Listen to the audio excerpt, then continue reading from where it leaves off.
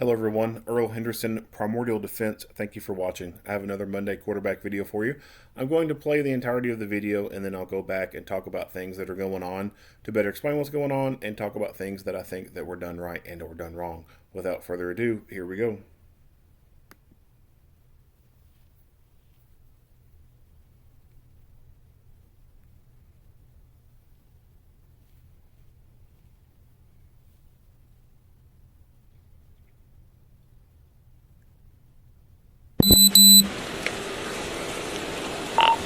HQ start at 35. I'm 77 right now.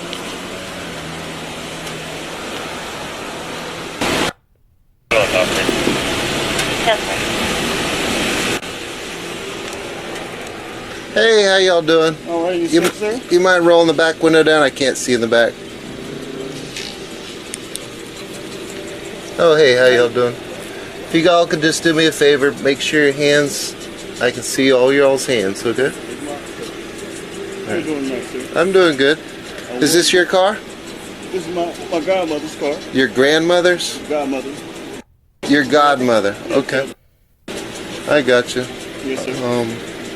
Okay. Whatever you need, I'm cooperating, whatever you need. Alright. You got a good driver's license Yes, on sir, you? I do. You do? Okay. Alright. Where y'all headed to? I was going to Walmart, go see what, Yeah. find out it was closed, that's why I busted U-turn, I got you. and then I was just heading on. Did you realize that's why I pulled you over? Yes, sir, I know. Okay. I was just checking. Just because the light was, I thought just because the light was red and then there was no one coming, I could actually make that U-turn. Okay. But that's the only reason I did bust the U-turn as far as with the light being red, because technically, I mean, it doesn't say don't bust a U-turn on red. Okay. It just says yield. So, Okay. So when it's a red arrow, it basically means don't go, yes, sir. right? Yes, sir. You're right. Okay. Correct. Alright.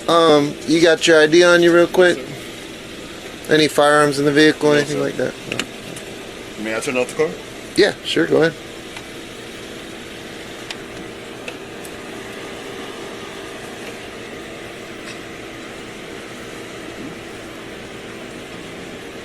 Well, I do know my ID by heart. Where's your ID at? I left it at home. I was going to Walmart. No, You left it at home? Do you have a good license? Yes, sir, I do. That's why Okay. I can give you everything, whatever you need. Okay. Get on the car. Go ahead, step out the vehicle, man. Yes, sir, no problem. Whatever you need. Turn around. Do you mind if I check you for weapons? Please do.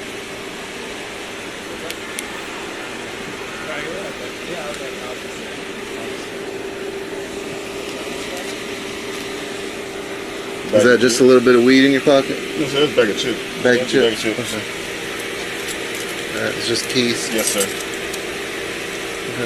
Alright, no. Just slide back here with me. Let me get your ID real quick. Alright. Oh, well, I don't actually, but I do have, I know my ID number by heart, and it's me, Yolandis Lamar. You do you have a driver's license? Yes, you sir. just gotta have a state ID card. I have a driver's license with my name on it. Everything is just that it's at the house.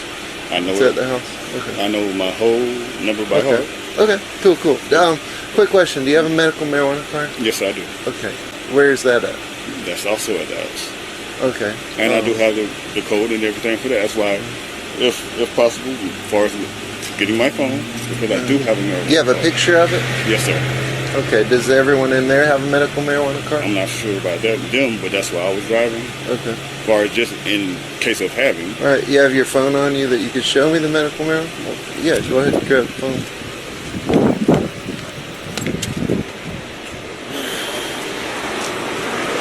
Let's look that up real quick. Yes, sir. I'm gonna pull up the email if you don't mind. Mm-hmm.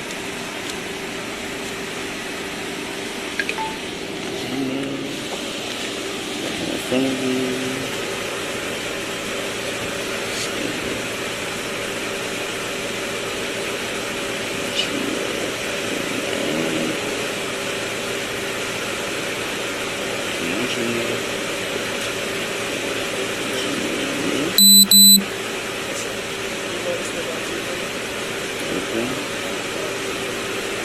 Okay. Go ahead. Go ahead. Put your stuff on the car. Yeah.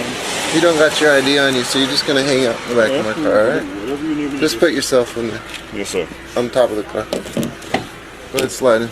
Yes, sir.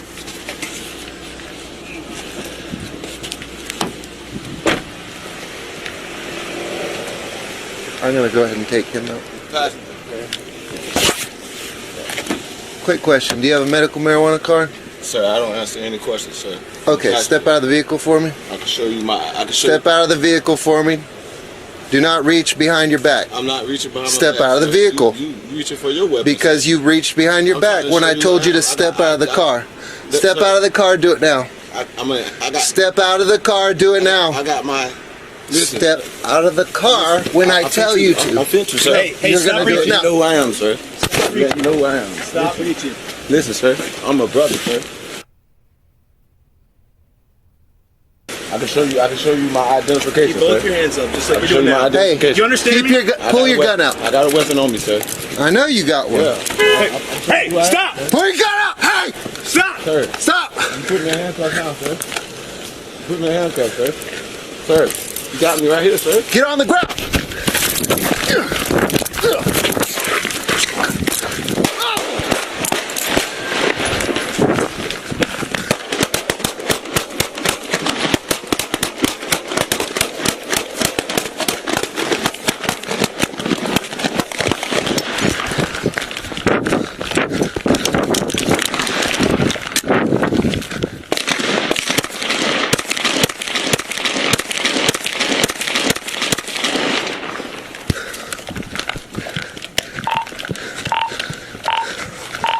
HQ.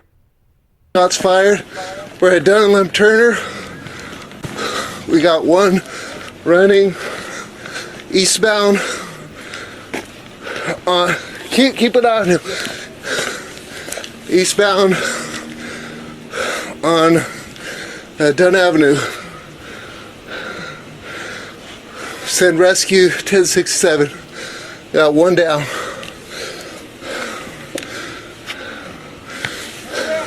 Do not move! Do you understand? Passing Lim Turner or the Walmart. Keep your eyes on him. I'm coming right down the road.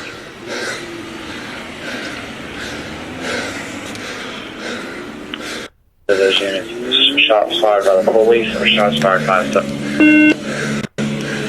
Shots fired by suspect and by police. Need several 35s. Are you good, partner? Yeah, just keep it on him. Verification of 1051. I got you. Do not move. Around me. Air unit K9. I'm almost in ISO. Yeah, I'm 1051. Is he at Lim Turner and Dunn Avenue on that corner? 10-4. We have one suspect down, and we've got one that's ran off eastbound on Dunn Avenue. One detained in my car.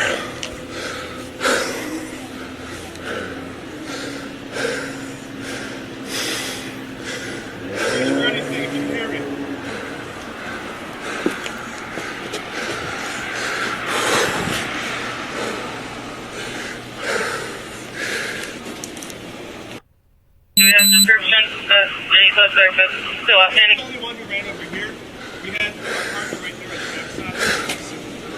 He still signals you again.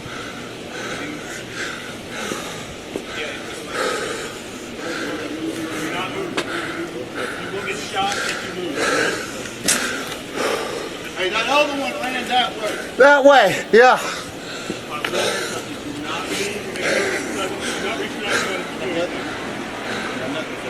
He already ran from me once. Clear.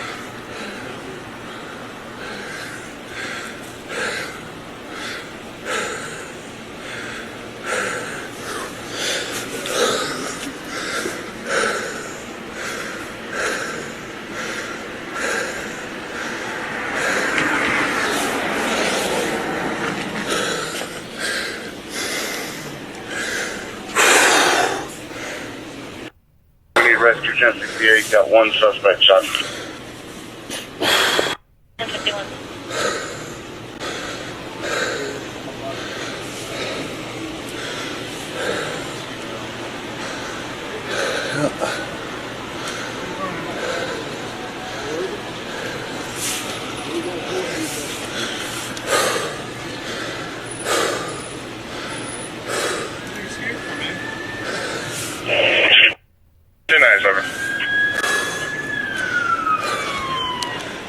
subjects coming from eastbound. Be careful. I'm not. He went that way, so not sure how many subjects have firearms. I don't know how many have run. We've moved away from the vehicle, so we need to approach the vehicle. Yeah. Well, what do you need me to do? I'm right here. All right. Let's approach. Yeah. Come over here with us and help us clear the vehicle. You want me to get behind the vehicle, or you want me to go with you? Where you at station?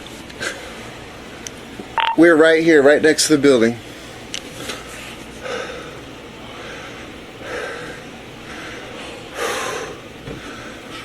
You didn't get hit or anything, did you? No, I don't believe so. Okay. Yeah, Let me check. I'm good too.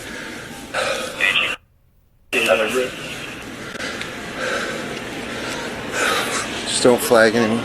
Yeah.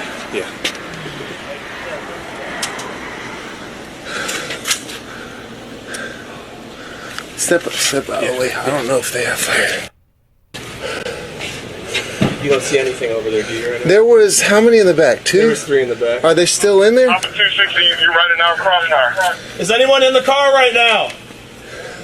Say something if you're in the vehicle. I think everyone left. Hey, do you think we want to get one on the back side of the building? Okay. We're 3 in the back, 3 in the back. 2 in the front. Female, I believe, on the left. 2 males, 4 males total. Alright, if you're in the vehicle, slowly open the door. 1068. If you're in the vehicle, slowly open the door. You will get shot if we do not see your hands. Slowly open the door. Wait, 366, 1097. And there's 1 in my vehicle, in the back seat. Are there any officers shot? 1054, I just got 1 suspect that fell out of the car. He signaled 0, but I got the 0. He's been shot by the police.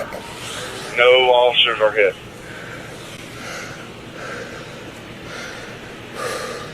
Are you ready? Yes, on the scene. Do we have a perimeter set for the suspect who ran? Somebody still in the car? I can't see if any. 1054. Tell you what, let's do it like this. They're about to clear the car that the suspect fell from. We're gonna go Come back. from behind. Yeah. Yes, All right. So let's circle. All right. Circle. 63661 on 1097 on Dunn. Driving that way. Is there a description for the outstanding suspect?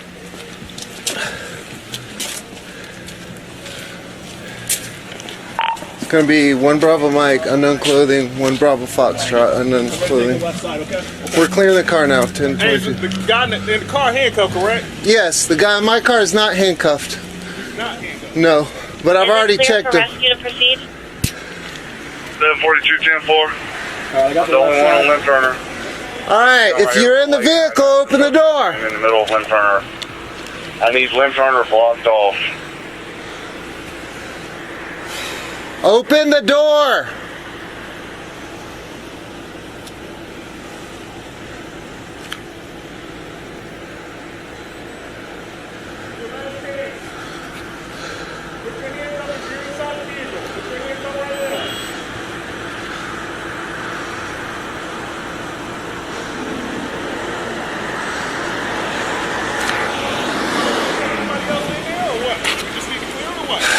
Yeah, I mean. Okay, if nobody. Let's clear it then. Alright, I'm going to stay online, guys. See any movement in the vehicle? I got nothing. They're clear? Let's not flag each other. Nothing in the back. Okay. Alright.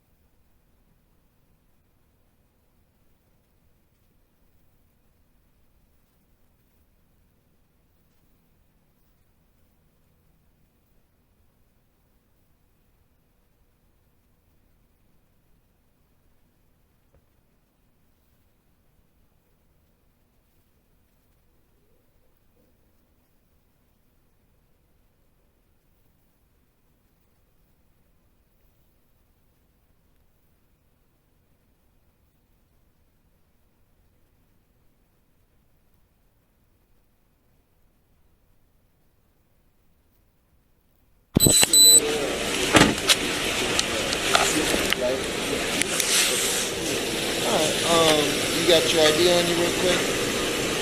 Any firearms in the vehicle? Yep.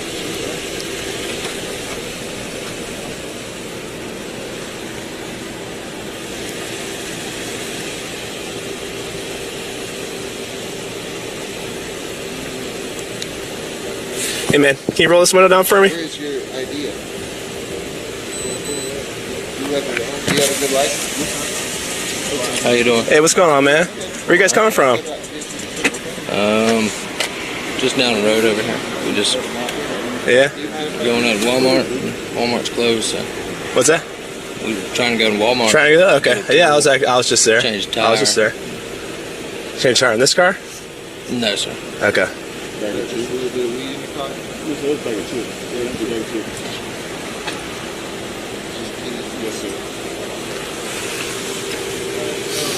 How you doing tonight? I'm doing all right. How are you?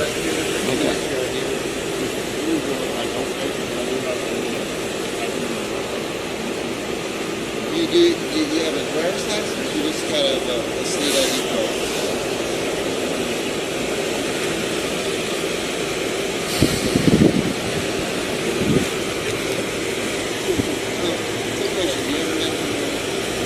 Hey, besides that knife right there, is there any other weapons or anything in the car that you know about? Or any of you guys know about? No, sir. You sure? Okay.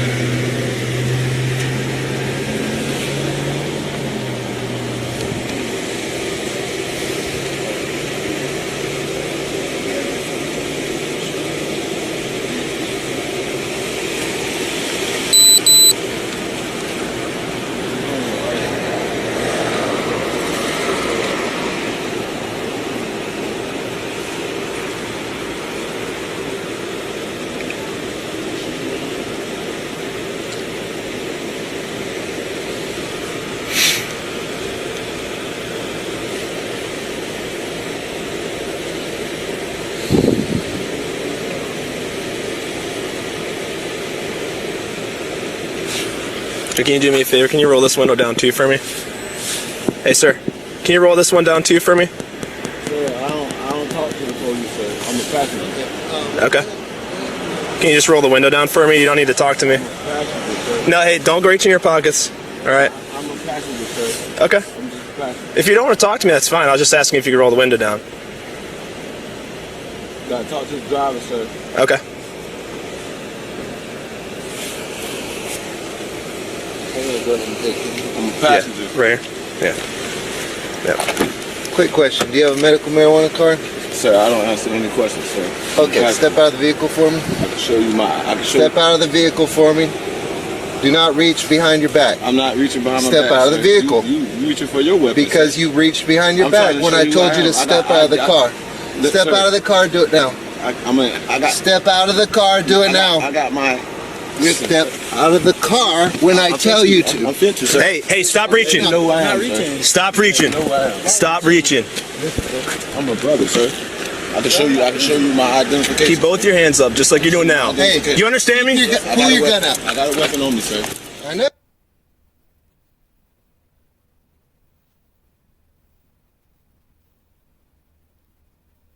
You got one.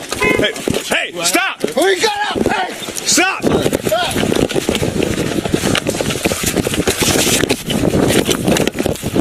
Stop!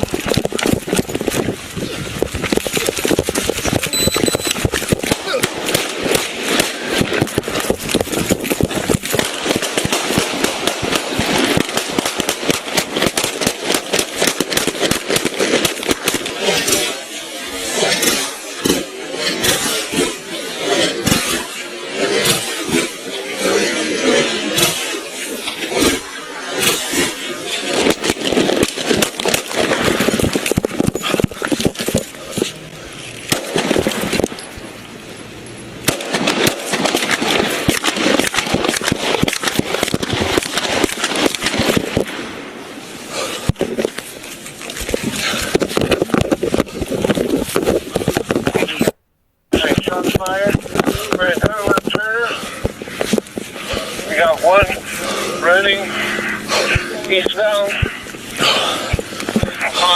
Can't keep going. Eastbound on Dunn Avenue.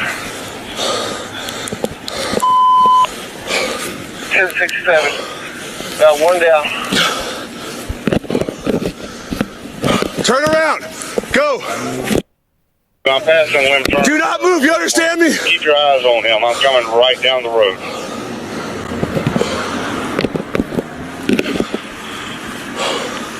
Those units, shots fired by the police or shots fired by a suspect?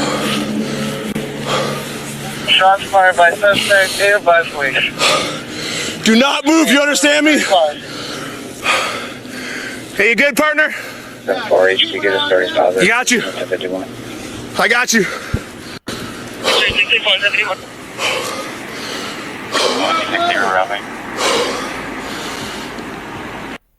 Bear unit K9. I'm almost in ISO. Dump 1061. Is he got left Turner and Dunn Avenue on that corner? 10-4. We have one suspect down, and we've got one that's ran off eastbound on Dunn Avenue. One detained in my car.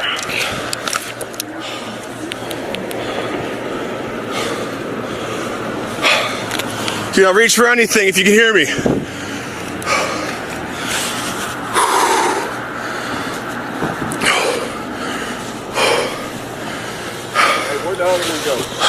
They ran this way. They ran eastbound.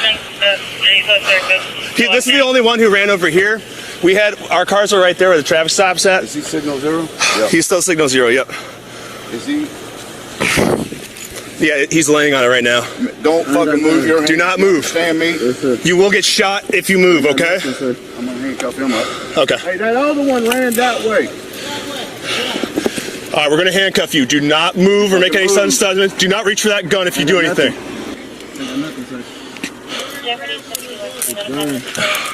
Do not move.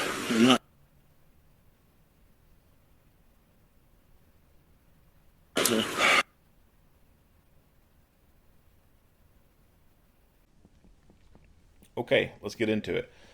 So,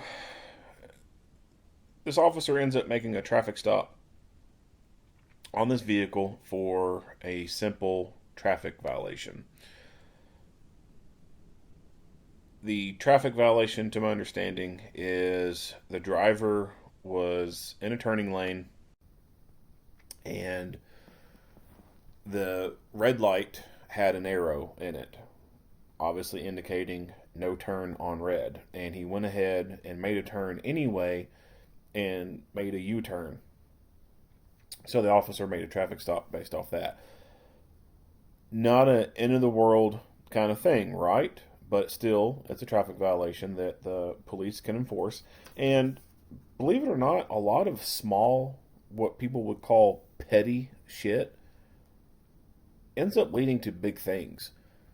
Even something as simple and mundane as a license plate light being broken can lead to big arrests. For example, the Oklahoma City bomber Timothy McVeigh, while he was leaving the area, leaving the region after the bombing, an officer made a traffic stop on him for a simple, very simple traffic violation. And it led to something bigger. Lots of cases like that all across the U.S. and even across the world too. Little things can end up leading to bigger things. And this is a traffic stop where something as little as that ends up leading to something even bigger. What is not included, the information in this video, is the other guy that they ended up shooting. He had something like 22 bags of cocaine on him. That's It's a lot of cocaine. He was also a felon in possession of a firearm. Now, the other people, I don't know, because they took off. Whatever they had on them, they could have thrown away, or they could be completely innocent of anything and were just along for the ride. I would say those chances are pretty slim. I would imagine that probably if there were enough officers there to take control over all of them, that they probably could have found something on at least one or two more of the passengers and had more of a bigger bust than what they had. Even the driver himself ended up going to jail after this.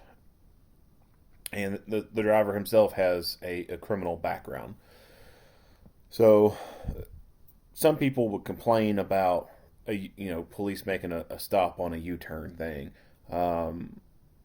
I see no problem with it whatsoever.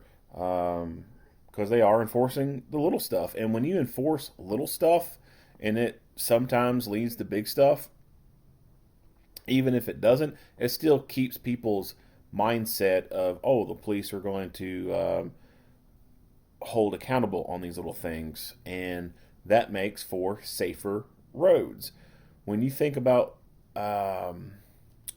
smaller areas, smaller counties and whatnot, the police aren't as busy as they are in larger municipalities. And so they're able to focus maybe a little bit more on traffic control, running radar or LiDAR or whatever, and giving tickets to speeders and whatnot. So when you go through a smaller town, smaller county,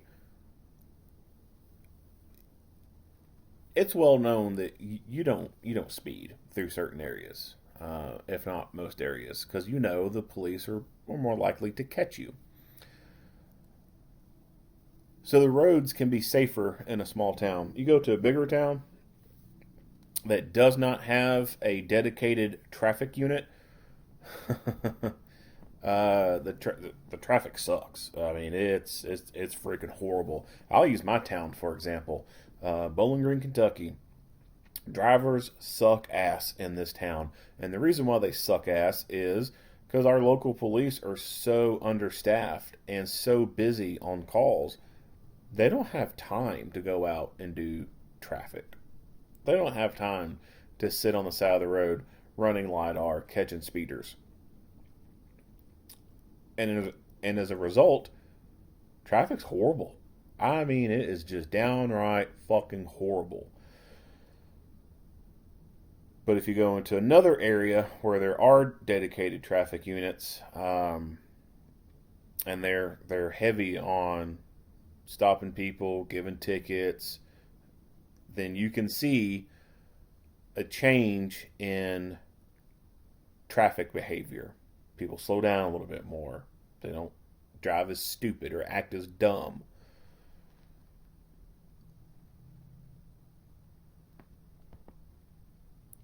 When it comes to just, general crime suppression, when the criminals know that the police are out and they're proactive, they're all gonna try and make efforts to avoid detection, obviously, but it also prevents a lot of stuff because they don't, as much as jail sucks in some ways, it doesn't suck a whole lot, but they still don't want to go to jail. They still don't want to get caught up in the legal system. So it will deter them from doing little stuff. In areas where the police are not proactive and they don't go out and stop criminals, well, lots of bad shit is happening. Look at Atlanta, Georgia. The police down there, the people, they went berserk on the officers after that one officer involved shooting, and the police became less proactive. They were more or less just reactive, and crime skyrocketed. And then the people, some of the very same people who were saying they didn't want the police, doing too much, who are then coming around saying, we need the police. We need the police in our communities. Our community is too dangerous.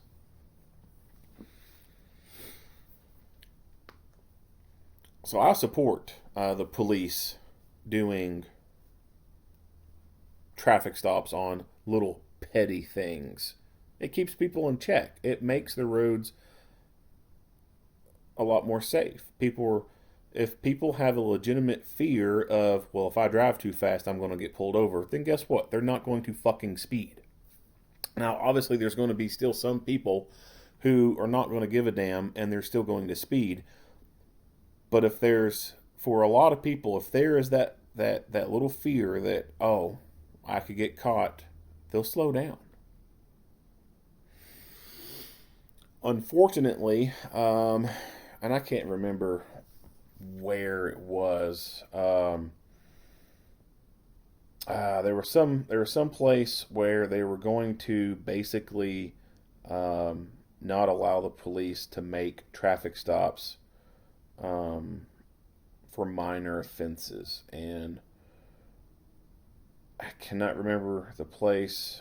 I'm going to do a really quick search for it. We'll type in police not allowed to make traffic stops for minor offenses.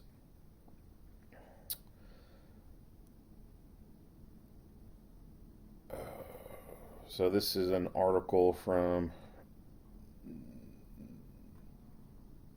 November 8th, 2021 from the Denver Channel. Cities and states banning police from pulling drivers over for low-level traffic violations. Last week, city of Philadelphia became the first major U.S. city to pass such legislation when it banned police from issuing traffic stop based on these infractions. Driving with a broken taillight, not wearing a seatbelt, driving with minor damage to a bumper, driving with registration that has been expired for less than 2 months, relocating a license plate to another visible part of the vehicle, obstruction of view, such as an air freshener placed in the rearview mirror.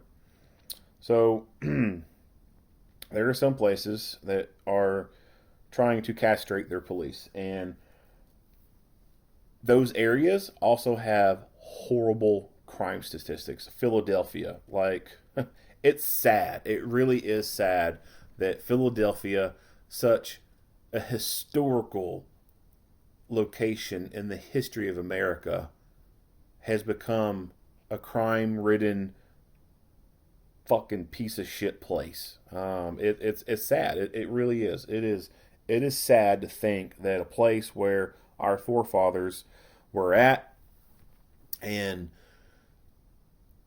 were there during the birth of this nation, a place that should have more respect, a place that should have a better standing in society.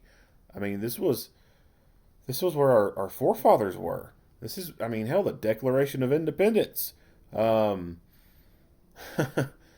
Like, you would think that Philadelphia should be a better place, but instead, it's kind of a shithole. It really is. And that's because those people, they don't like their police. They want to castrate their police. And in areas where that's being done, crime is horrible. Lots of murders, lots of gang violence, etc. So, I support the police being the police. If they're out stopping criminals for minor infractions, even if it's not full-blown criminals that end up getting stopped for a broken taillight, they just happen to pull over a single mom going into work for third shift to support her family.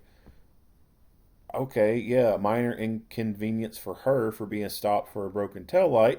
But overall, that makes society safer when the police are out doing their jobs. This guy right here, his name is Yolandis Lamar Jones, and he has he has a criminal background. This is not his first time being involved with the police. Let's take a look at him real quick. So he has arrests going back to something like 2006, and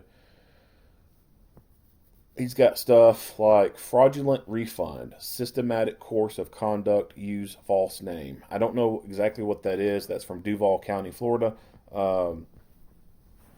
That sounds like a theft of money kind of thing to me.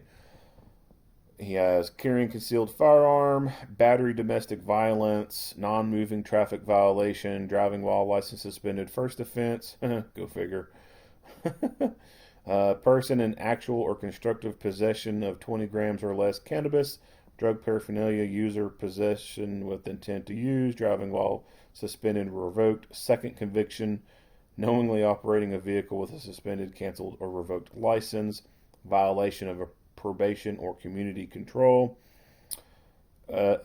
Two more of those probation violations, child abuse, intentional infliction of physical or mental injury, another child abuse, possession not more than 20 grams of marijuana, sell marijuana, drug paraphernalia use or possession with intent to use, failure of defendant on bail to appear charged with a misdemeanor, battery, touch or strike, no injury, domestic, personal, or special weapon. And that was his most recent one from January 8th, the date of this incident. The failure to appear that he had, I want to say it had to do with his driving on suspended, I think it was. But when you look at the Jacksonville Sheriff's website, it will say that charge was dropped. But the other one, the battery, touch or strike, no injury, domestic, personal, or special weapon, that one's still active. And I don't know the details of that one. I don't know what he was charged with that for. He is a 37-year-old male. The other guy, the one that ended up getting into a gunfight with the officers, he's 27 years old. And then the other people in the vehicle, I have not seen anything that has identified who they are. But based off the camera footage, they look young. They look like they're probably in their 20s, mid-20s or younger. That makes me wonder, what the hell is this dude who's almost 40 years old? Why the hell is he hanging out with 20-something-year-olds? That pegs my bullshit meter. That makes the suspicious part of my brain, it rings the bell and says, what's going on here? Now, he does admit to having a marijuana card, so it could be that he's the plug for them. You know, they go to him to get marijuana because he's able to get lots of it with no issue. I don't know. That's pure speculation on my part. Don't know that for sure, but I wouldn't be surprised if that is the case. But it's still something that it really makes me wonder, what is a guy who's almost 40 years old doing hanging out with 20-something-year-olds? And has he been hanging out with people younger than them? I don't know. He, of course, does not have his license or his medical marijuana card on him. So the officer, he goes ahead and decides to put him in the car. Now, that could be because he could hear his partner back there with the other guy and the other guy becoming stupid. And he already has enough to detain this guy, so he went ahead and threw him in the car so that he could deal with him later. He does perform a pat-down, and he performs the pat-down a little early in the video. We'll go back to the pat-down.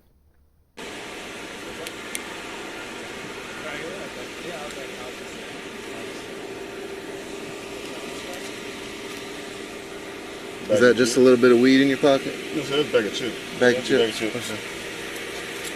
Alright, it's just keys. Yes, sir. Okay. Alright, no. Just slide back here with me. Let me get your ID real quick. Alright. Well, I don't actually, but I know my ID number by heart, and it's me. You do you have a driver's license? Yes, you sir. just gotta have a state ID card. I have a driver's license with my name on it. Everything is just that it's at the house. I know it's at the house. Okay. So the pat down was not very thorough at all. And he decides to go ahead and put this guy in the back of the car. Well, like I said, I think it was good that he decided to go ahead and put him in the back of the car because other dude was starting to act stupid. I don't like the fact that he puts him in the car without any handcuffs on because he did not perform a very thorough search. This guy could have had a weapon hidden in his ankles. He could have had something up under his arms, something under his hat, etc. So,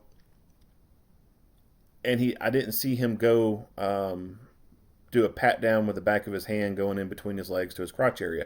So he could still have something stuffed down into his crotch. The pat down was just not very thorough.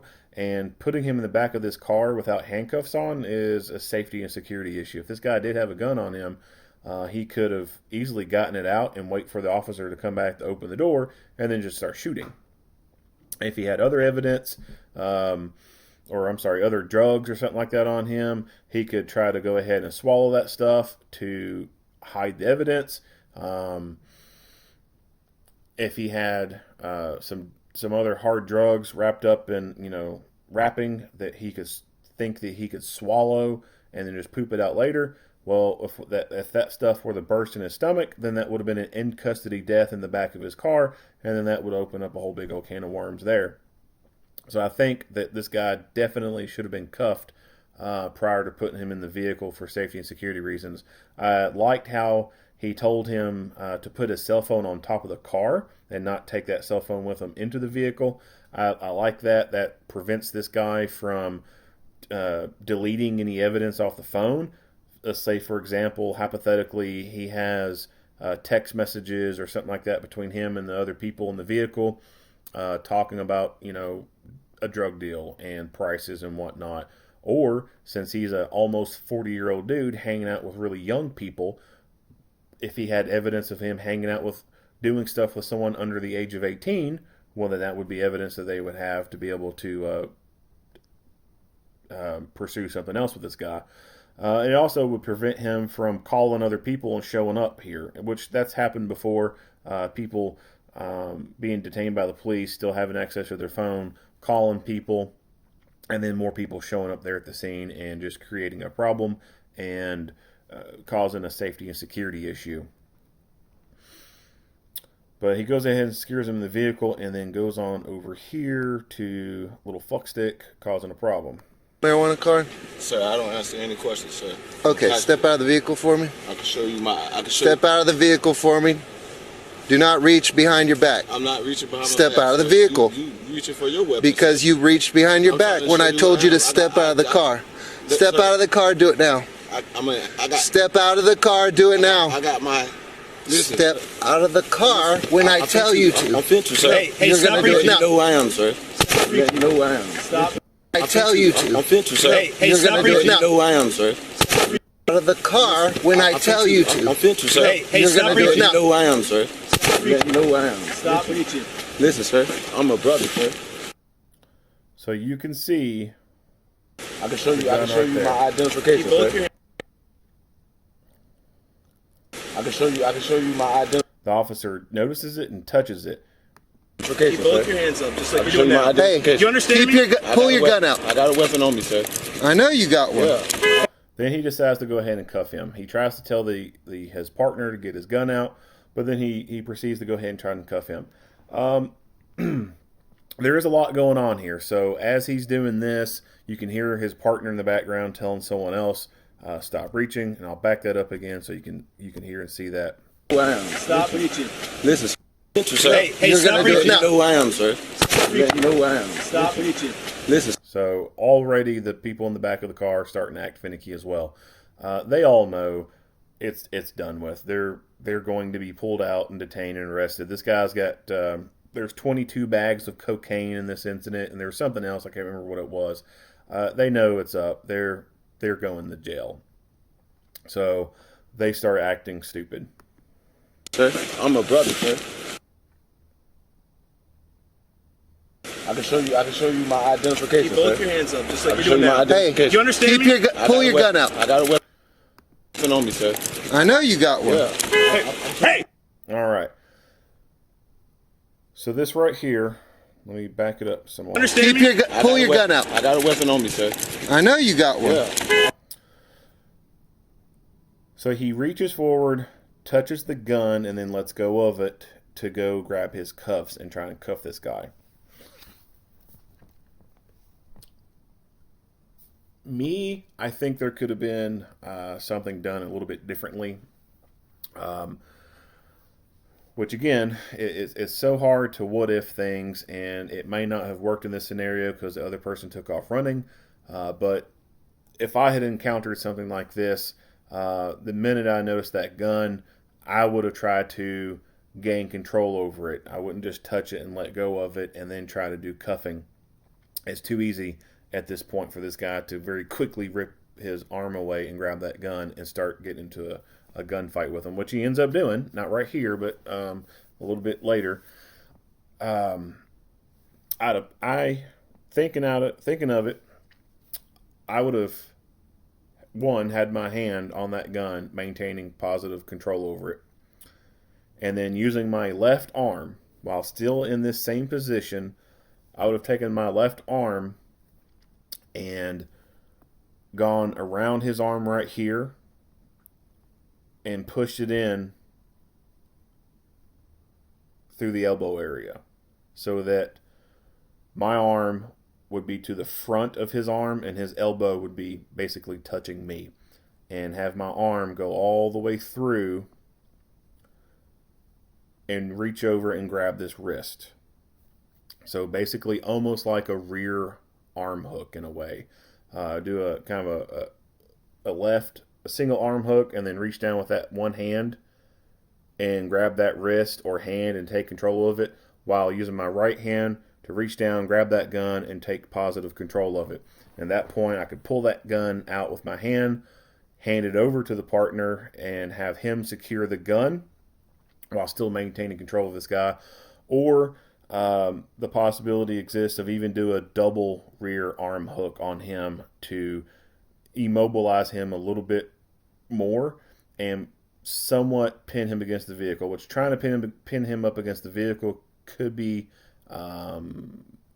not to a good advantage, because he could use that to do a pelvic thrust off of and make you go backwards, or put his foot into the tire and drive back off the vehicle. So doing a rear double arm hook on him would have been able to restrain his arms, and then from there hand the gun off. Well, if you're in a double rear arm hook, you wouldn't be able to hand the gun off, but have that and then have the partner come grab the gun and secure it. But in this scenario where the other people are being problematic and one taking off running, it would not have been able to work out that way by him doing a double rear arm hook on him and then his partner take off running. But he could, at that point, let's say he did a double rear arm hook and his partner took off running after their person, he could do a rear double arm hook and then take him down to the ground and have him sitting on his butt and then maintain control over him that way. And then the downside to that is, while he's still maintaining that, other people in the car, if they start to become combative towards him, he's going to be somewhat in a bad position, so to speak. But he could very easily remove his right arm and go straight to his weapon and defend himself if need be. The left double arm hook that I talked about earlier, where reaching across the front of the arm, coming in behind the back, and then using your left hand to grab the wrist, or even reach across and grab over into that elbow area. I've done this multiple times. Now, granted, I am a larger person. I'm almost 6'7", so I've got some pretty long arms on me. But I have been able to, before, very easily take my left arm and go in like an arm hook in behind this arm, and then take my left hand and either grab here at this bicep area and almost kind of perform like a double arm hook, or just reach down to the wrist area, grab a hold of it, or grab hold of the hand, and still perform the same thing, it's just done a little bit differently. And I've done this to maintain control over people before. I've done that and then reach on with my right arm and then go across the front of the neck there to do a bilateral carotid restraint. That used to be, I guess you could say, kind of one of my signature moves back in the day. And it worked multiple times. It worked great for me. The only downside, like I said, to this particular scenario is the scenario is a shit sandwich. There's only 2 of them, and then everyone in this car is starting to act stupid. And it doesn't help that this one guy's armed and is acting really stupid too. But I think that's how I would have controlled it if I was in this same position. If he was not able, let's say he did the left arm through here and grabbed hold of this and then used his right hand to reach down to the gun, and you wanted to pass it to the partner, but the partner took off running. There's also the option of taking the gun and then just slinging it behind you. Of course, that's not the best option, but that frees the gun up. It moves it further away from where they are because you can't safely do anything with it. You can't try to safely tuck it down into your belt line or try to put it in your back pocket or cargo pocket or anything like that. But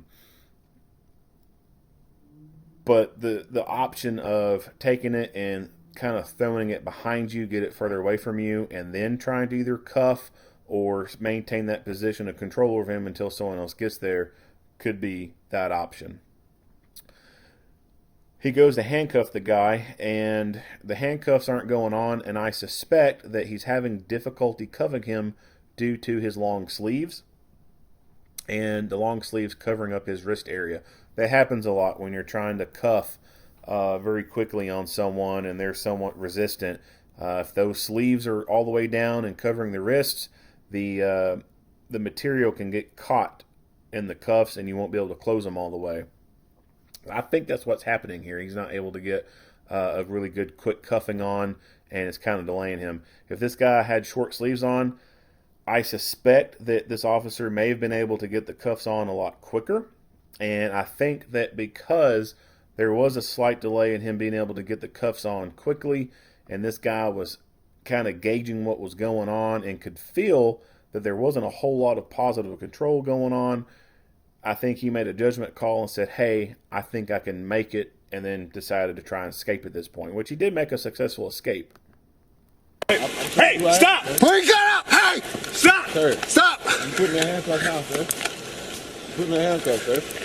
Sir, you got me right here, sir. Get on the ground!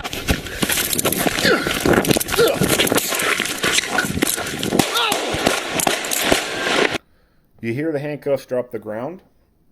That's good. At this point, the handcuffs are useless to him. So he jettisons unnecessary things from his hands and goes straight to his gun. It's always important that unnecessary things get jettisoned from your hands in a fight. To get to this point, to where you instinctively just drop things while you're training or practicing some of your drills, you can incorporate some drills where you drop things out of your hand. So you can do this with actual training devices, like the Red Man stuff. You can have a Red Man flashlight or handcuffs. I mean, they're not going to get that banged up, but you can use regular handcuffs, drop those things out of your hand. Taser. And now when it comes to taser, obviously you don't want to be banging around a live unit. You can get like the Blue Man or Red Man fake taser. You can use a broken taser. I highly recommend that anytime a taser breaks, you keep it for training purposes. You can remove the battery out of it and just use the taser as it is. Maybe take some spray paint and paint blue on there. That way it's very readily identifiable as a training unit. And that can be the thing that you can use for these kind of drills where you would drop something out of your hand the moment that you no longer need that. And incorporate these kind of things into training drills. That way it becomes more of a second nature kind of response to just open your hands and release the stuff that you don't need out of it and go straight to gun. Now, obviously, I don't know if he's ever practiced this before, but he does jettison it from his hands. Now, when you look at other videos, people will hold things in their hands and try to get a two-handed grip, and it doesn't work out very well for them. So I like the fact that he gets rid of these handcuffs, just drops them, doesn't even bother trying to put them back in his pouch, because that's going to waste time, and time is of importance in a gunfight. So he jettisons the handcuffs out of his hands and goes straight to his gun.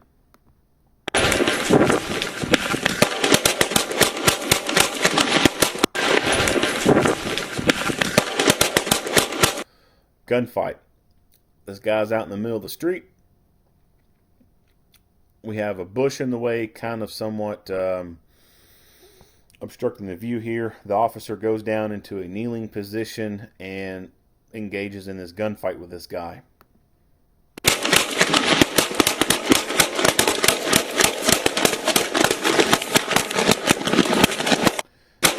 Now, he runs out of ammo right in here.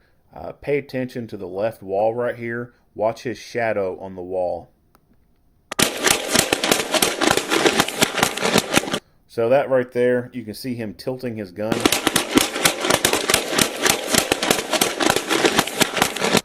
He's out at this point. He has to do a reload.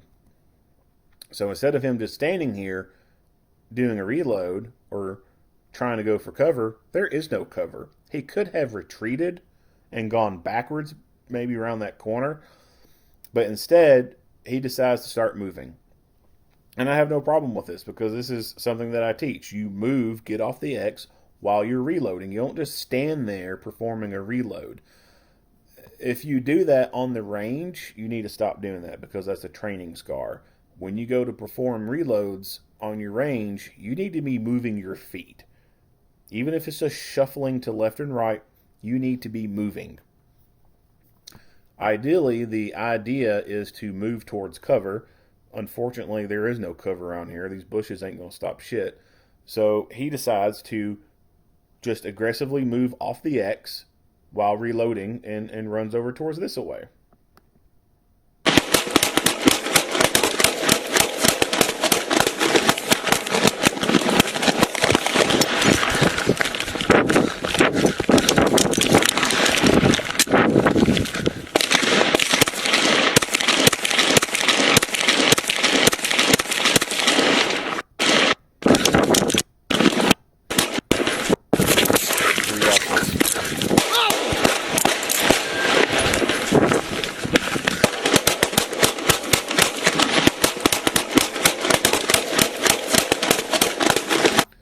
Also, at this point, he may be cognizant of the fact that he has cover, or not cover in the sense like something to hide behind, but cover like he's got a partner also engaged in this gunfight.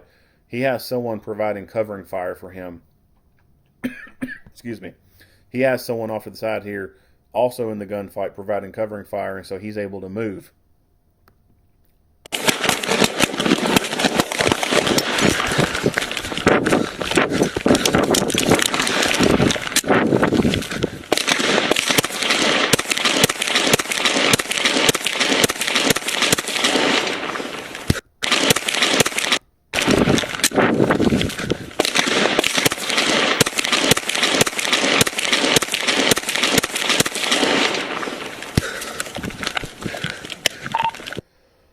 So he does a good move off the X, reload, and re-engages the guy. And the guy's still fighting. He has body armor on, mind you. I like his performance. I suspect that he has had some additional firearms training beyond what was offered to him at the academy and or his agency. If he has not had more than what the other officers have had, then he has put in more effort and has retained his training better than his counterparts, all his counterparts in this agency. I don't think that he's just an average person who just happened to, pass through the cracks and pass qualifications or whatever. I would say this guy probably excelled in training. And like I said, I would not be surprised if this guy has gone through additional training beyond just what the academy or his department has provided. He might even be a gun guy and does competition shooting. That's a possibility. I don't know how big that one is, but I think he's for sure probably had some additional training. If not, has practiced a lot more on his own than some of his other officers on his department. I would say, basically, I'm saying that he's probably embraced the martial art of firearms. That's not the case with every police officer out there. There are a lot of police officers who barely pass qualification. Like, literally, they are 1 point away from failing qualification. They are at the very bare minimum of qualification. Made it by a hair. And they're still employed. And then there are some who excel very well. They're either, a good natural at it, or they're what I would call gun people. They were shooting before they became the police. When they became the police, they still practice on their own. They took extra time to practice, where when other people that they work with, they're not gun people. There's a lot of police out there who are just simply not gun people. There's lots of officers out there who never owned a gun or shot a gun before they became the police. And then after they became the police, the only time they really shoot their gun is when the department says, hey, you got to qualify this year, or hey, we got firearms training, you got to be there. They don't go out and practice stuff on their own. They just don't care about guns. And in fact, I would say, it's hard to throw a number out there, so I'm not, but I would say that there's probably a number of police officers out there that if you gave them the option on whether or not to carry a gun at work, I would say there'd probably be some who would not carry a gun. That's how, yeah, I'll just leave it at that. So this guy, like I said, I think he's probably excelled at his firearms training, and would not be surprised if he has taken some additional training on top of what the bare minimum is at his department.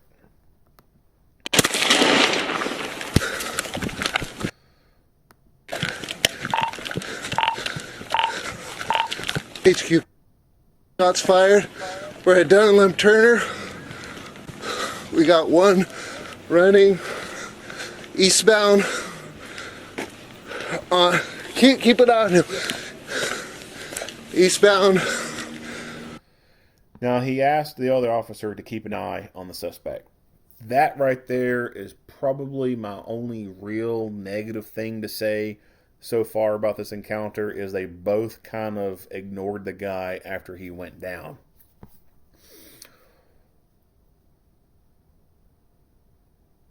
But he recognized the fact that the other officer wasn't paying full attention to the guy, and corrected the issue and told him, hey, keep an eye on him.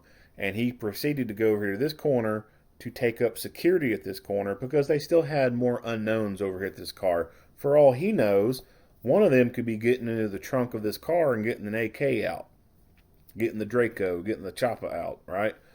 And then could be coming over there to help their partner or their homeboy, whatever, their bro, and engage in a gunfight on the police from the back. So I like how he's mindful of coming over here and pulling security and watching this vehicle, making sure no one approaches them.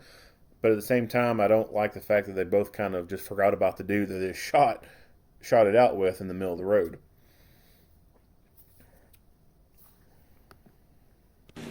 On Dunn Avenue.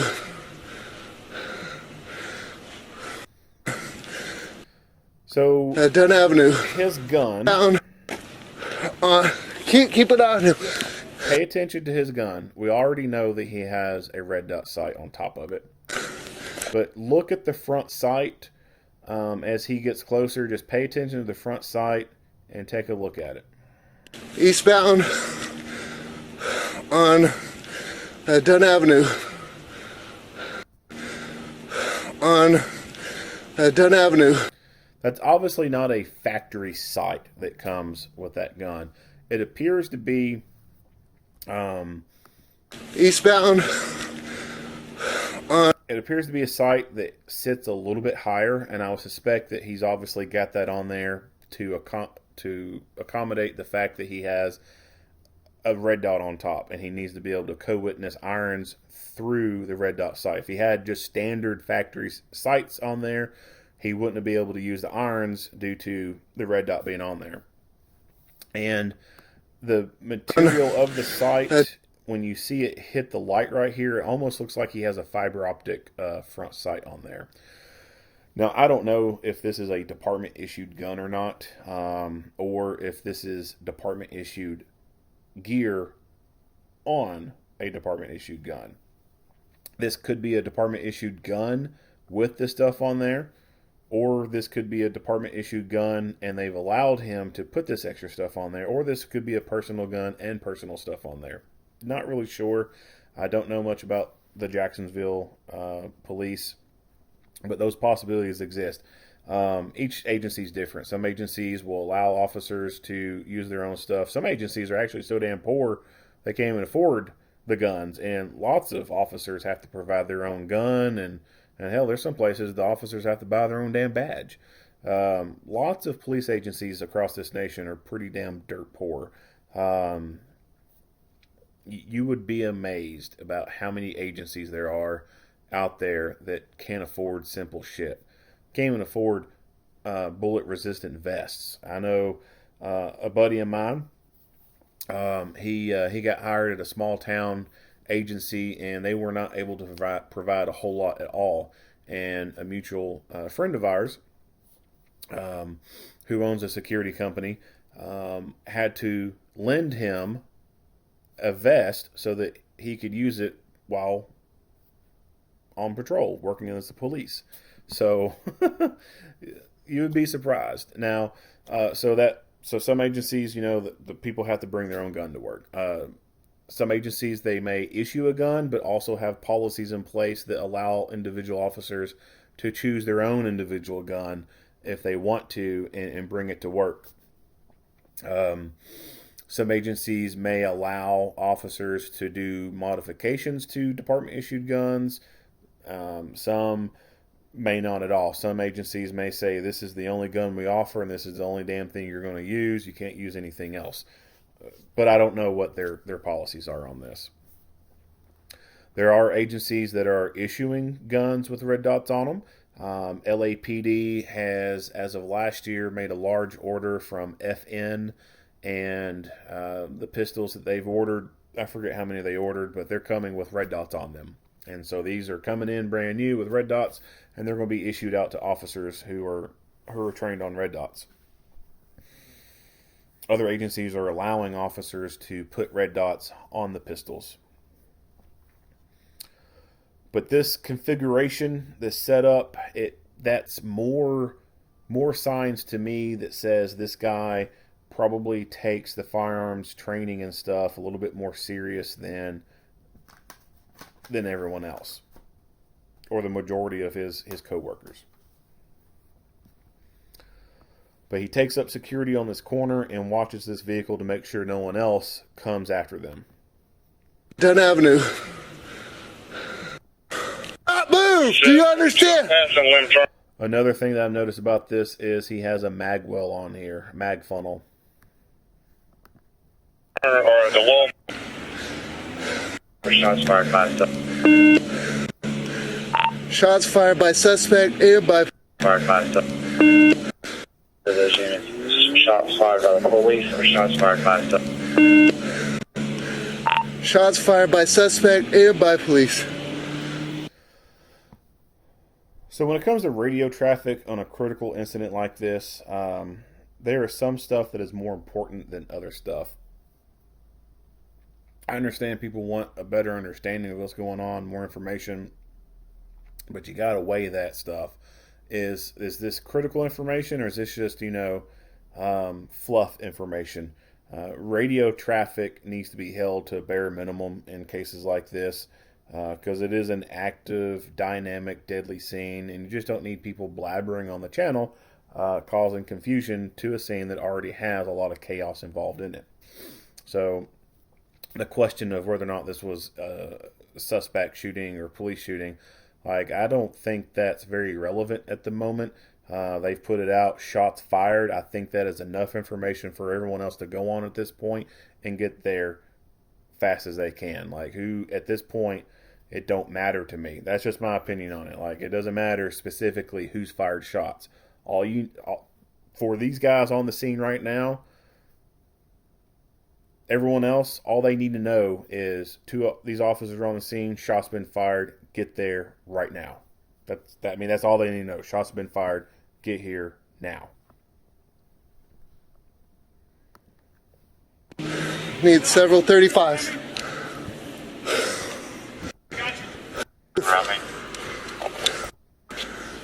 Has he got left? 4. Still outstanding. So another thing, and I meant to mention this earlier, but it just clicked in my head. So when he was right here at this wall, ran out of ammo, he ran, did a reload, and he fired about 9 times. And I don't know what the magazine capacity on this gun is, but he has already fired 9 rounds, and he did not do a mag change. That's probably the second negative thing I've got to say so far, is he did not top off his gun when having the opportunity to do so. So anytime you get the opportunity to top your gun off, go ahead and top it off. Some people would argue, oh, you can count your rounds. You know how many rounds you fired. And that's not going to always be the case in a life or death kind of scenario where your body and your brain is going into fight or flight mode. When those psychological and physiological changes occur in a fight, flight, freeze stimulus, your forebrain, it starts to shut down a little bit and midbrain takes over. Of course, forebrain is the part that makes us human and what makes us different than other primates. It's where we get our Picassos and our Mozarts and whatnot. Monkeys, regular primates, they don't have that. They can't do, nice intricate paintings and create music and stuff like that. They just don't have the forebrains like we do. Midbrain, however, our midbrain is realistically not that much different from a chimpanzee. And in these kind of scenarios, midbrain starts to take over. Now, we can train midbrain a little bit when it comes to firearms and stuff. When you perform enough repetitions, things can kind of become more second nature. And when the fight happens, people can perform the way they've trained without having to require forebrain to really think about it very much. Now, because forebrain starts to shut down a little bit, you're not going to be able to count your fucking rounds that you fired in a gunfight. That's kind of like this 1980s, 1990s action movie myth bullshit. Like, when people say, oh, you can count your rounds in a fight, that makes me think of some Casey Ryback Under Siege kind of bullshit. Like, it's not going to happen. When that starts to happen with your forebrain kind of not fully shutting down, but midbrain starting to take over more, you're not going to be able to count your rounds very well. So if you think you fired just a few rounds, you may have actually fired more than just a few. There's been people who've only fired a couple rounds, but they thought that they fired more. There's been people who fired a bunch of rounds, but only thought that they fired so less than that. So you cannot rely on your brain, your forebrain, and your memory too much in a fight like this, because you can have memory distortion. So if you've ever been involved in a fight or a situation like this, or like a haunted house kind of thing, and you've had that flight or flight syndrome thing kick in, you may remember that you couldn't remember the details very well. A car wreck, for example, is another good one. If you've ever been in a car wreck or an accident or something like that, you may remember that you can't remember in detail what all happened during that event. And that's because your midbrain's starting to take over because of that fight-flight syndrome. So you're not going to be able to reliably remember how many rounds you fired. So after you fired some rounds and there's a lull and there's a safe time to do so, you need to go ahead and top that gun off. Take your extra mag out. You can do a tactical reload where you retain the magazine that's coming out of your pistol and put the new one in, and then put that partially depleted magazine in a pocket or in another magazine pouch. Or you can go ahead and pull your fresh mag out, get it up to the gun, hit eject on the gun, let that one mag fall and hit the ground, put that new mag in, and rack that slide. Now, people are going to argue about that one. I kind of getting into a longer rant than what I would want to get into. I prescribe to that way of doing it. For doing a reload, I'll put the gun in an upward position after I fired a few rounds, put it in an upward position, bring extra mag out, bring it up to gun. Once it gets up to gun, hit eject, let that magazine fall freely from the gun, hit the ground, slide that new magazine in the gun, and rack slide. That's how I do my reloads. I try to do that all the time in practice and training, unless I'm in someone else's class and they're teaching, tactical reload or want you to do a tactical reload. I'll be the good student and do that. But as a default, I do it where I bring extra mag up the gun, hit eject, let mag fall from gun, and put new mag in gun, rack slide. I do that because I want those repetitions in. I want that to be the same thing that I do when midbrain starts to take over. Because I cannot always count on forebrain being as reliable in a fight. And if shit's really bad and I'm starting to, red line or whatever and getting really worked up, I want the things that I do in training to be the same. That way, under the most amount of stress possible, if I've done it enough times, I can do it under stress without thinking about it. But people are going to argue about that one. So the other way's fine too, doing a tactical reload, pulling the mag out of the gun while holding your full mag and putting full mag in, and then putting gun back in, or putting other mag back in pouch or pocket. Whatever. What I'm trying to say is he should have done a magazine change after expending some rounds out of his magazine. That way, if someone in this car decided to start fighting again, or the people who took off running decided to come back to the car, he would be able to fight with a fresh mag in there versus fire 4 rounds and then go to slide lock and have to do an emergency reload. Right here, we had our partner right there at the backside.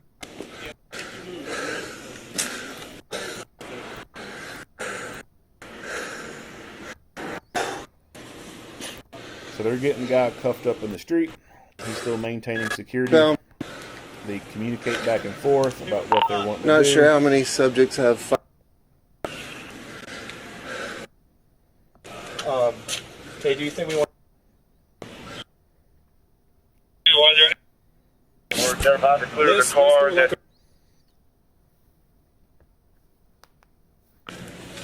So they make that decision to go ahead and move around and come up to the rear of the vehicles to clear the suspect vehicle, because there could still be people in there.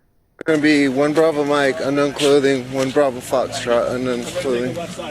We're clearing the car now. 10 Hey, is the guy in the car handcuffed, correct? Yes, the guy in my car is not handcuffed. He's not handcuffed. No, but I've already checked him. Rescue to proceed.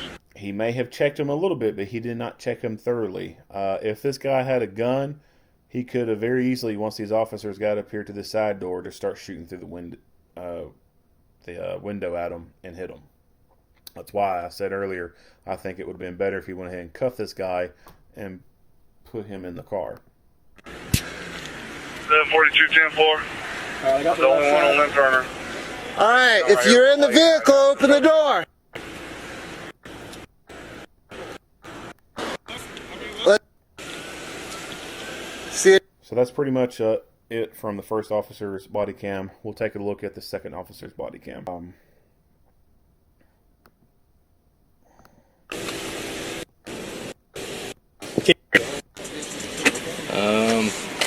Just down the road over here. We just going at Walmart. Walmart's closed, so What's that? we were trying to go to Walmart. Trying to go? Okay. Yeah, I was just there. Change the tire. I was just there. Change tire in this car? No, sir. Okay.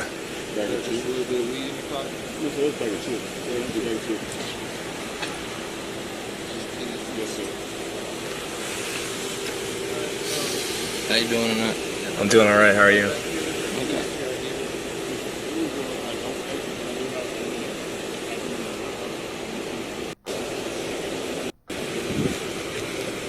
So this guy looks pretty young to me. He's obviously way younger than almost being 40 years old. And he, interestingly enough, has gloves on.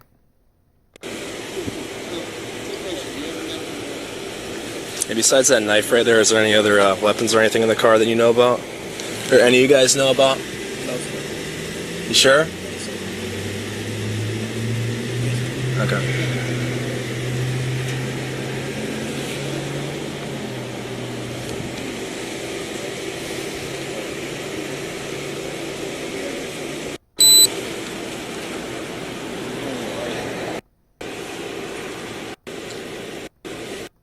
Can you do me a favor? Can you roll this window down too for me?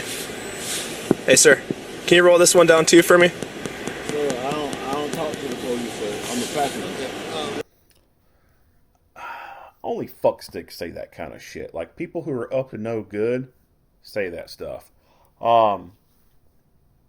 Automatically, that's a huge indicator that something's up. Yeah, I get it. Everyone has the constitutional right not to self-incriminate. Okay, I get that. I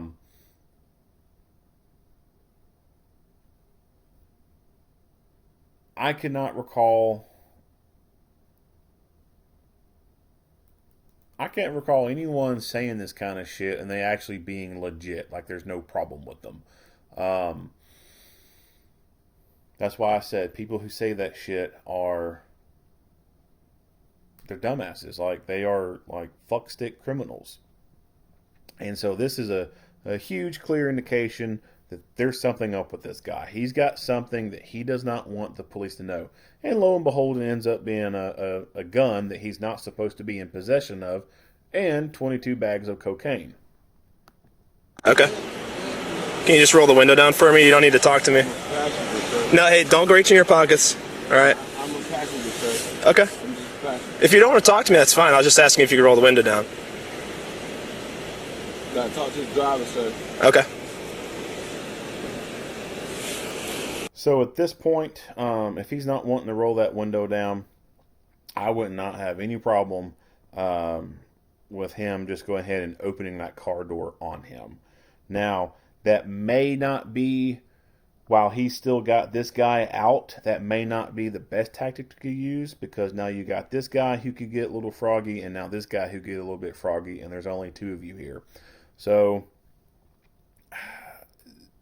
that would be something that, I couldn't say based off the video, because the camera cannot vividly show what the human eye can see, and he may be able to see facial features and expressions and be able to get a better sense of what's going on and know that it's best not to go ahead and push the issue on this, because he can turn froggy real quick, and then him at the same time. So I could understand why he would not want to maybe push the issue, but if it would seem like the circumstances are good, then go ahead and by all means push that issue. And if they don't want to roll that window down, fine, okay. Chances are they probably don't have their car door locked, but you can go ahead and reach over and pop that door and pull it open. And I think I suspect that if he would have done that at that moment and still be shining his flashlight down in there, he possibly could have seen the gun down there. Because when I roll it forward and his partner gets back over there and starts dealing with him, he's got his light shining into here. Step out of the car, do it now. I'm in. And he may be focusing more on them too, since his light's shining this way. And there's not a whole lot of light shining down into here. Step out of the car, do it now. I got my. Step out of the car when I tell you to. I'm fit to, sir. Hey, stop reaching. Then, of course, this little fuck stick right here doing stuff is catching his attention. And that's probably why none of them caught the gun. You know, there's just a lot going on, and they just couldn't see it. Even though when this guy gets him against the side of the car, it's plain as day he's got a gun. So when I say that, you know, when this guy didn't want to roll down the window, a good tactic would be, okay, you don't want to roll that window down, fine. Transition this light over into, you know, your non-dominant hand, and pop that door open and start shining the light down in there. And like I said, I think that if he would have done that, he would have noticed that gun a lot sooner, and then he could have got, you know, his gun out, got a bead on him, and held lethal cover there until his partner could get over there and they could deal with him. Could have probably ended up resulting in a gunfight right then and there, or he could have felt overwhelmed with the amount of force that was there and didn't think he was going to be able to succeed and then surrender. When his partner has him up against the vehicle right here and is trying to cuff him, and then the other people start taking off running, and this officer right here is yelling at him, you can see a delay with this guy with the gun.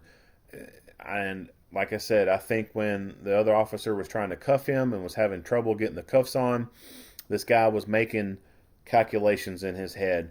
He was trying to do the pros and cons of, what do I do, and working up that courage to bolt. And I think that there was enough time there, enough lag, where he felt that he would be successful in jerking away and running.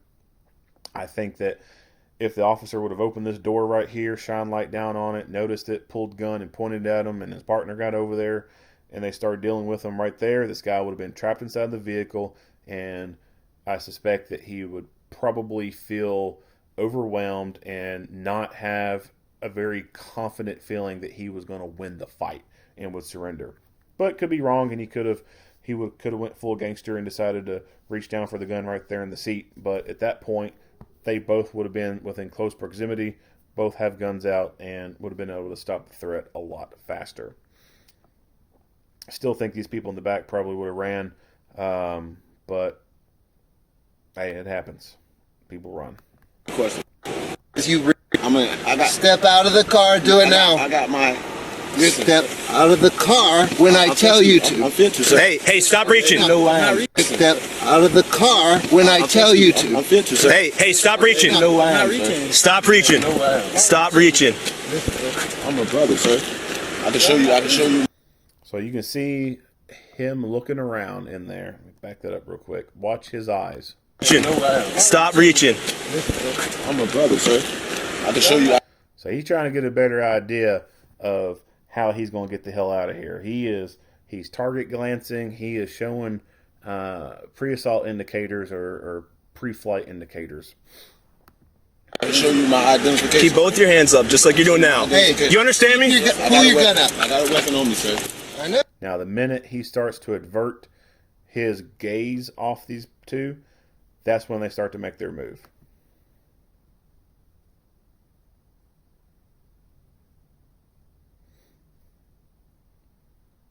There you go. Yeah.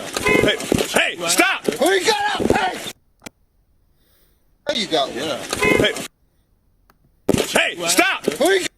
And it's hard to really tell with the camera. There you go. Yeah. Takes off. Hey! Stop! Pull your gun up. Hey. Stop! But obviously, one of them take off. Stop! But then the fight happens over here. So I would say that would probably be the negative thing, him trying to take off of that one person running and then leaving his partner there by himself. Yeah, I get it. Those predatory instincts kick in when a person starts running, but this guy's already proven himself to be a problem, and he's got a gun. The best thing for this officer to do is just let that one dude run and deal with this guy right here who did have the gun and is being hooked up. When they separated and he ran off this way, I think that's what gave this guy the mental edge to go ahead and break away and fight.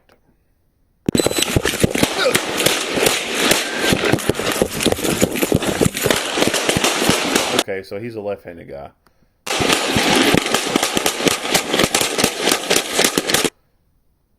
So disregard what I said earlier about him moving his light to his non-dominant hand. I forgot that he was left-handed.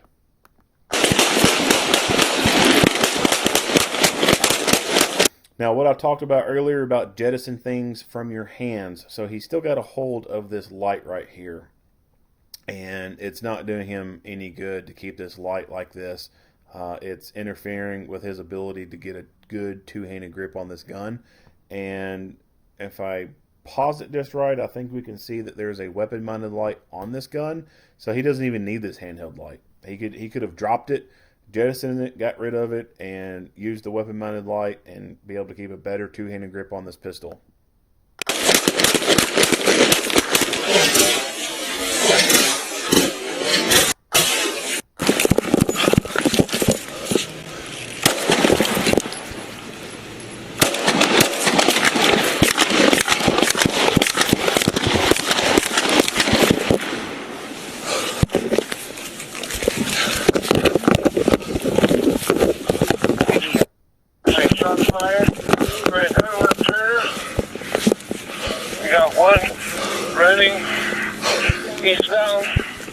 So again, I already addressed the issue of the fact that they both kind of forget about the dude they just got into a gunfight with and leave their backs turned for a longer period of time than what they should have.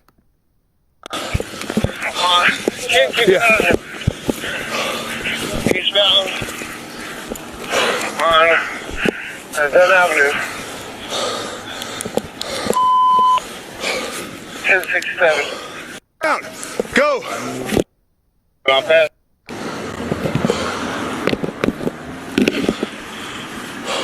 So you can see the profile of a weapon-mounted light. Those units, shots fired by the police. Suspect and by police. Do not move, you understand me? Yeah, he is still using his handheld light. This is unnecessary to me. I don't understand the need for him to retain his handheld light when he has a weapon-mounted light on his gun that he could be used to keep his gun trained on this guy with the light turned on and maintain good visual on him. You good, partner? Now, unless his weapon-mounted light was experiencing a problem, then of course I could see why he would be utilizing this handheld light, but there's no information to indicate whether or not there's a failure with this weapon-mounted light or not. Got you. I got you.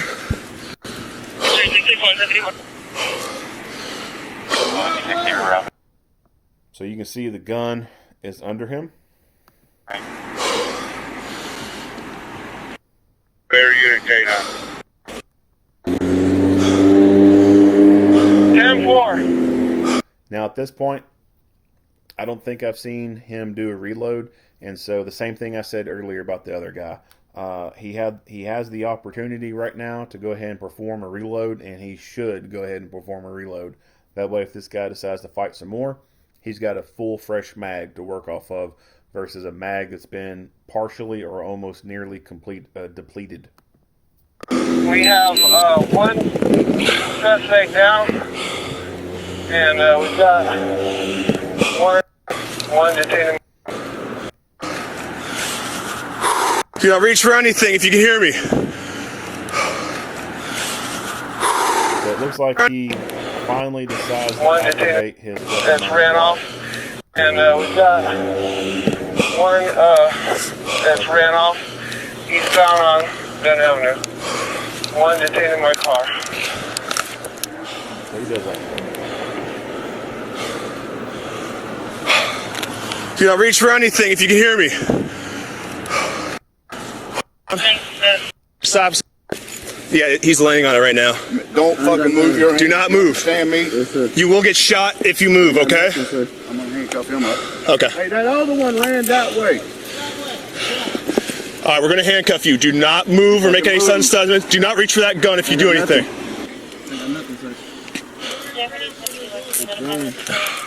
Not move. And what does this dumb motherfucker do? He moves without being told to. He could have very easily took a round to the back of his head for making that kind of movement. And realistically, since he has this vest on, that is now the more preferred place to be aiming at, is squarely to the back of his head. Because we already know he's got a ballistic vest on, bullets aren't going to go through it. That's the more optimal targeting spot right there. This dude, there's a reason why he's in his line of work, this criminal. I mean, there's a reason why he's a career criminal, because he's fucking stupid. And he is damn lucky he didn't catch around the back of the head for making that sudden movement the way he did.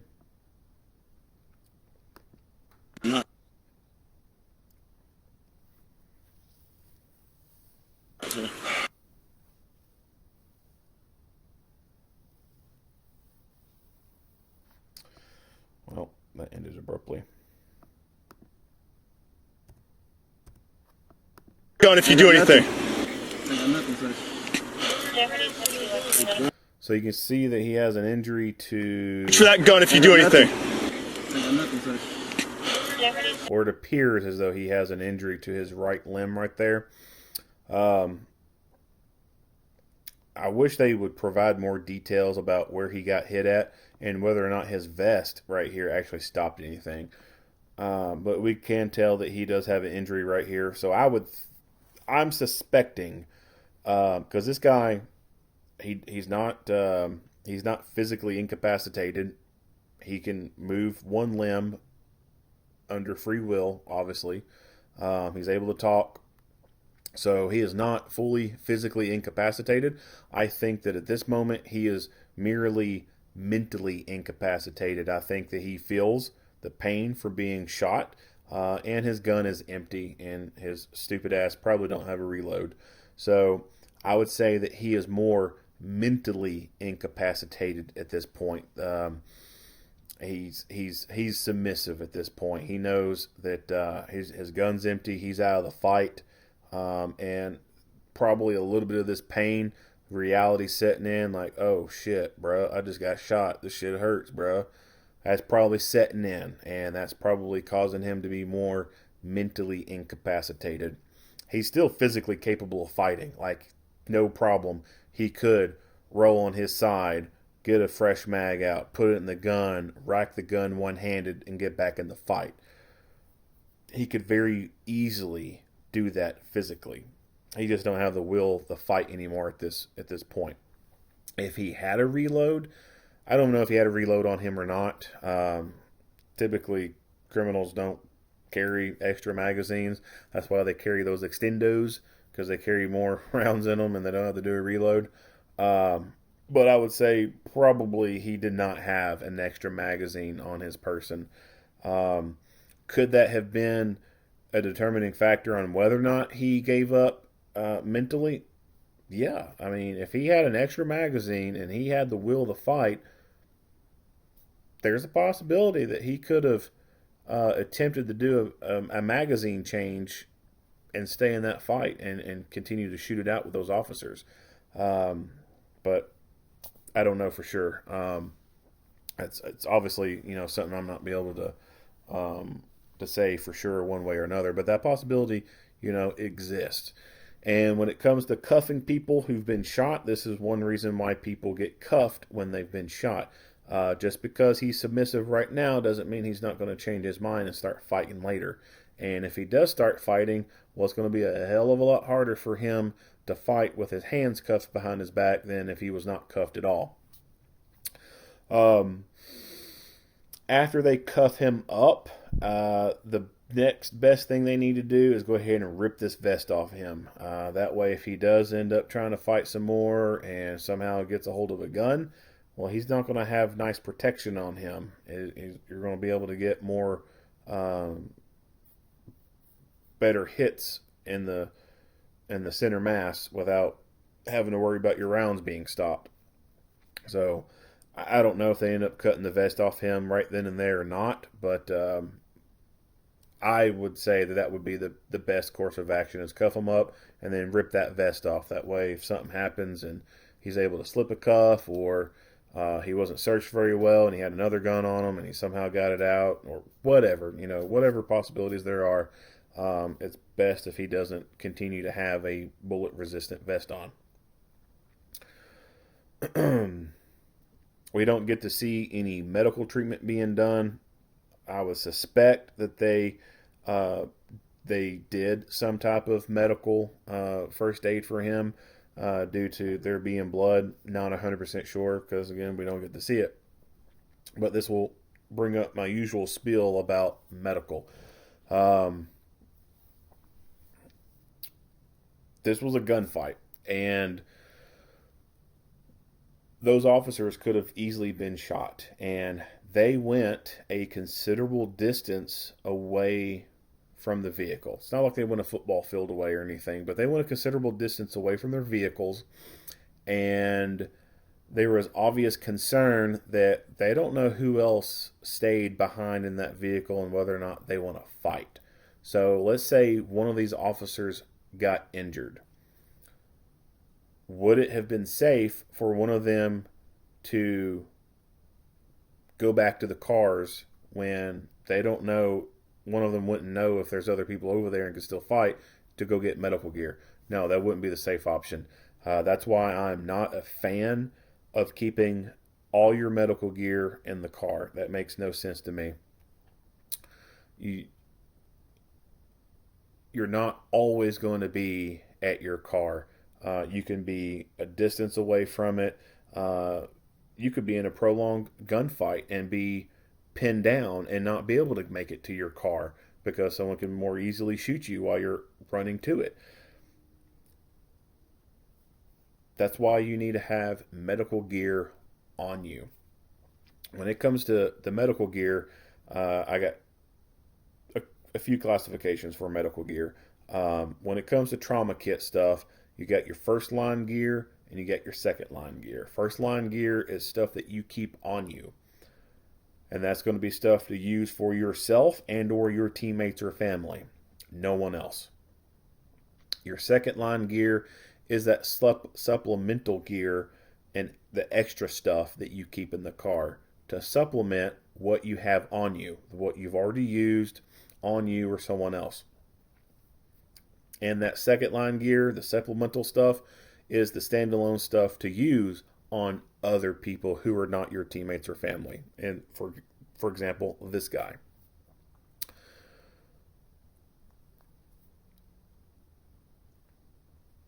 Reason being I say that is, let's use this scenario.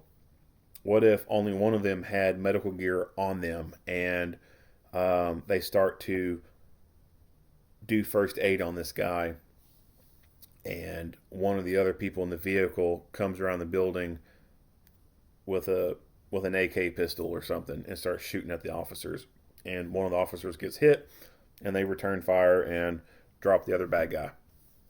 Well, what are they going to do at that point if the only medical gear that was between them was used on little shithead here on the ground? If they put a tourniquet on this bad guy and one of the officers got a hit in the leg and had a femoral bleed, is it realistic to take the tourniquet off the person you just put it on and then put it on yourself or your partner? No, that's not very realistic at all. So that's why I say first line medical gear is reserved solely for you, your teammates, or your family. Unless you are 100% sure that there could be no more fighting to be had in that incident. That's the only way that gear gets used, that gear that you keep on yourself gets used on anyone else. Bad guys can wait. This bad guy, he can wait for extra gear. He brought this shit upon himself Too bad he's sitting there bleeding out on the ground. He brought it upon himself. Everyone can wait. The only minor exclusion to that would be, if it's like a kid or something.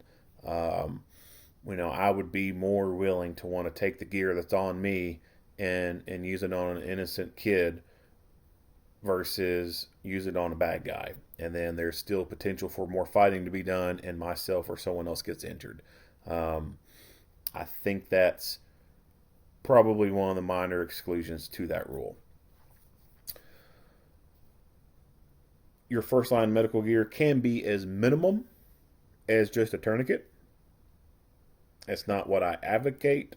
I advocate you carry a little bit more, but if the tourniquet is the only damn thing you carry, then thumbs up to you, because you are carrying more than what a lot of other people do. And a lot of other people don't carry shit when it comes to medical gear. So even if you carry just that bare minimum of tourniquet, you're still headed in the right direction. But you can do a little bit more. You can get a medical ankle holster that will hold a tourniquet, compression gauze, or not compression gauze, but compressed gauze. You can get a compression bandage in there. You can get a nasopharyngeal airway, a little roll of duct tape, which duct tape's better than medical tape. And you can keep this in a medical ankle holster. So even if you wear the standard, cliche Class A uniform or Class B uniform, and you don't have a vest on to be able to attach stuff to, or got cargo pockets or whatever, you can still wear that under your uniform pant around your ankle. So if you already carry an ankle gun on one ankle, there's no reason why you can't carry medical stuff on the other ankle that's not being used.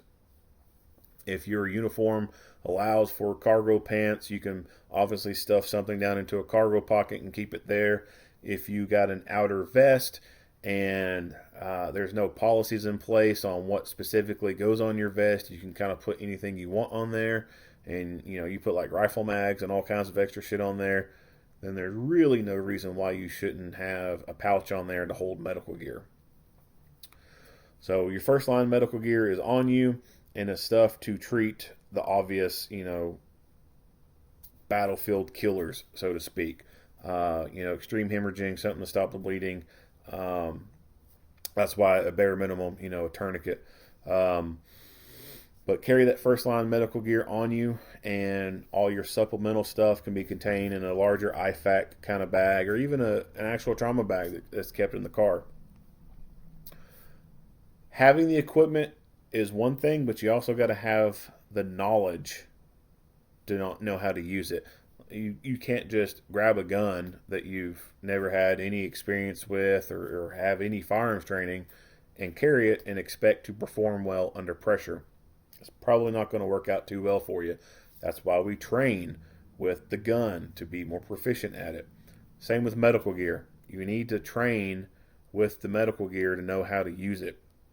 And so there's commercial schools out there that offer medical classes. If not being able to get into one of those, then surely someone within your department or your company has had some experience before in pre-hospital trauma care, whether they're an EMT, there was a medic in some branch of the military, etc. There are people who've been around the block and know how to treat traumatic injuries. You can get, obviously most agencies will have their officers trained up to the level of CPR, AED, first aid, and a lot of security companies will do the same as well. The first aid training that comes in those classes is pretty bland, because it also happens to go over the topics of hyperthermia, hypothermia, allergic reactions, diabetic emergencies, etc. And the first aid part, dealing with cuts and stuff, is pretty bland. It's not very intensive, and the practicals that you have to do to pass the class, they're not very they're not very high speed, I guess you could say. So a class that deals not just a class, but just a training block or a workshop, something that deals or focuses a little bit more on trauma. you know, focusing on gunshot wounds or stab wounds and stuff like that. That's going to be a good working foundation of knowledge for pre-hospital care. So get the medical equipment and get the training on how to use it. If you carry a gun for a living, you should also carry medical gear on you. The two have to go hand in hand. If you carry a gun for a living, then you should be recognizing the fact that you could be involved in a gunfight. And gunfights means that bullets go both directions, and you could be shot. Your teammate could be shot. One of your family members could be shot. Ambulances can take a while to get there, especially after a freaking gunfight. They're not going to roll right up to the scene. They're going to stage. Fire departments and EMS will stage a distance away until they're told it is clear to get there. So what would be a normal ambulance response time could now be prolonged because they're staging away and they're waiting on someone to say they're clear to go. And there's a time delay involved with that. A police officer will have to get on the radio, tell their dispatcher, hey, tell EMS it's clear for them to roll up. And then that dispatcher may have to call the EMS dispatcher and say, hey, police said it's clear for y'all to roll up. And then there's a time delay in that. So there could be anywhere from, at best 30 seconds to maybe a minute or two before that information gets to the ambulance that's staged a mile down the road before they can get there. If you recognize, as armed citizens, if you recognize the fact that you can't count on the police to get there in time, and it's best that you have your gun because that's instantaneous, well, then you should take that concept and apply it to medical. You can't rely on an ambulance to get there on time. If you get hit in an artery, your femoral artery, 90 seconds for you to bleed out. 90 seconds. And response times for ambulances usually average around 5 minutes. Well, you're more than double dead at that point. It just makes more sense to carry medical gear with you if you're going to be carrying a gun. If you get into a gunfight, bullets go both directions, you could be shot. Also, from the realistic standpoint, you're probably more likely to come across a car accident or some other type of accident that you could render aid to someone versus you getting involved in a gunfight at the 7-Eleven. You have a higher chance, a higher likelihood of coming across a car accident, some type of accident at home, etc., than you are some type of armed confrontation with someone. And because you're more likely to come across those medical emergencies versus a fight, it just makes more sense to, for sure, carry medical gear or have medical gear available to you.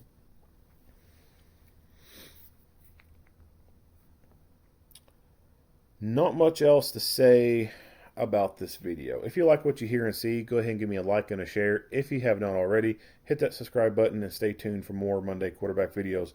Earl Henderson, Primordial Defense. Thank you for watching.